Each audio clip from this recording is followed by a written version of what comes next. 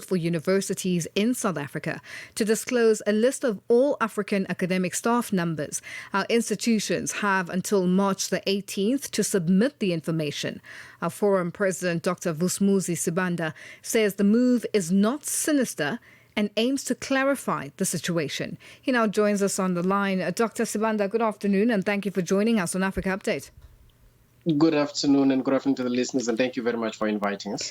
Now, what's your reaction to the committee's call for a list of all foreign academics? And do you believe this request is justified, or does it raise concerns about discrimination?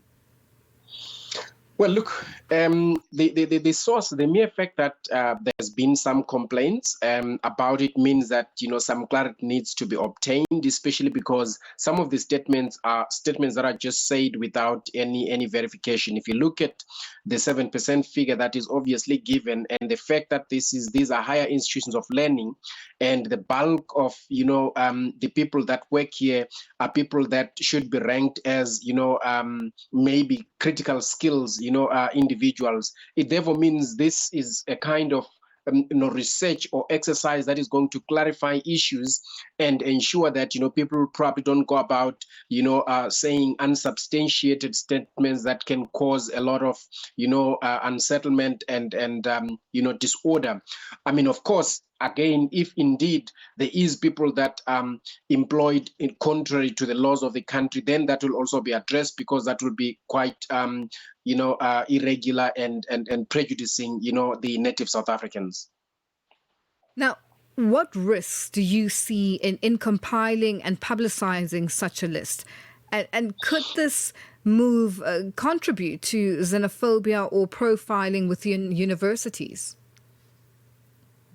Look, it might. I mean, to a certain extent, obviously, making such information, public and bringing in that information might. But you'll obviously remember that information already, is in circulation, because these are people, at higher institutions, and the bulk of them that are non-citizens or that are non-South Africans, or ordinarily unknown. The issue is that it might actually, assist in getting some clarification, because they are being ordinarily already targeted, without any justification, to that particular, targeting. And of course, I mean, it may lead to, quite a number of, some of these people deciding to leave, because, the bulk of these academics are people that are highly sought for. Their skills are highly sought for, the world over. And they might actually leave, as we have seen in the past, a number of, people that, left the country because, of either delays in permits, or they're unhappy. But yes, I mean, there are some minimal fears there that needs to be addressed, by the originators. I mean, especially, by the originators of the information. Now, could this move affect research output, academic collaboration, or institutional reputation, especially with the fact that you do mention that they are highly sought after? Definitely. Look, I mean, at the end of the day, you might actually get to a situation where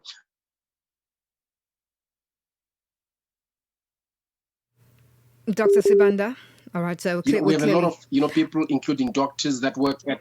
Dr. Sibanda, I'm going to ask you to. I'm going to ask you to just start from the beginning, because we missed a lot of that. I think we're having network issues here. So just start again with regards to the research affecting research output and collaborations. Well, yes, definitely. I mean, look, we're going to see quite a lot of these academics, maybe being unwilling to come to South Africa, considering that environment, which is relatively toxic, where, fingers are being pointed at them as if they were not making meaningful contribution. So at the end of the day, with this, I mean, people are going to take it with a pinch of salt, and they're going to see themselves as vulnerable to such attacks, because once you've got such information being publicized, so these people might feel that they are no longer safe, and even other, institutions that want to work with South Africa might find it a bit difficult to collaborate and even bring some of their, fellow, professors and so forth to come to South Africa, because they are going to view it as, putting their lives at risk. And what message would you like to send to foreign nationals working in South Africa's universities? Well, look, I mean, the best that we can obviously say is that to them is that, look, I mean, for starters, it might actually assist, to get this information, dealt with, because we believe that, a good number of them, there might be just a few instances where, maybe such practices, are not above board. But we believe that, such information might help, to clarify the need that the country has, and so that, those people that perpetrate such information might actually get to realize that, South Africa has a need, and it's a country that lives within and amongst other countries, and that needs to share, even in the skills. And as a result, it also needs professionals from anywhere else in the world.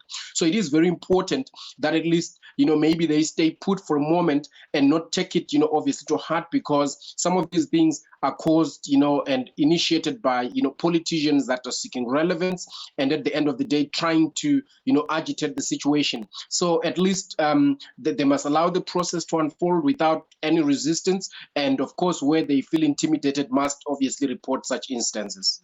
Now, on a separate note, Dr. Naledi Pandor spoke at an event by the South African Human Rights Commission, and she argues that migrants are scapegoats for government failures. How valid is this view in the context of South Africa's economic and social challenges?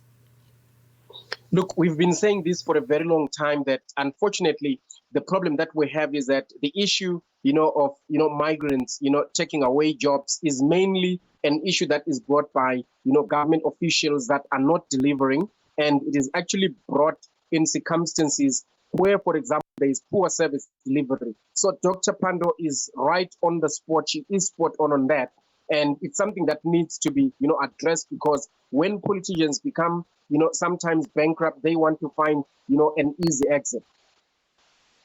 Just in wrapping up very quickly, Dr. Sibanda, Dr. Pandor's statement that South Africa does not belong to everyone living in it illegally has sparked debate. How does the African Diaspora Forum respond to her assertion, and just what implications does this have for migrants and refugees in the country? Look, that statement is definitely a statement that cannot be looked at as a malicious statement per se, because it was also, even if it's in the Constitution, it is in the Constitution in context of people that are lawful in the country. And therefore, it does not obviously say that, basic human rights may be denied, like it has been discussed in the past. Say, okay, look, if somebody, for example, need emergency treatment, they should be attended to. But the truth of the matter is that that statement that says that South Africa belongs to all who live in it, it is actually contextualized in the sense that to those who live in it because they are supposed to be there lawfully and, within the bounds of the law, because already the Constitution is law. It cannot promote something that is obviously unlawful. I mean, a lot of people obviously want to take it in isolation and say, as long as you live in it, it means then that, it belongs to you, but that can only be further from the truth. Well, Dr. Sibanda, thank you so much for joining us on Africa Update. Only a pleasure. Good afternoon. That was African Diaspora Forum President Dr. Vusumuzi Sibanda joining us on the line. And, Mateko is here for the Upside team, and she'll give us an update as to what's coming up today. Yes, today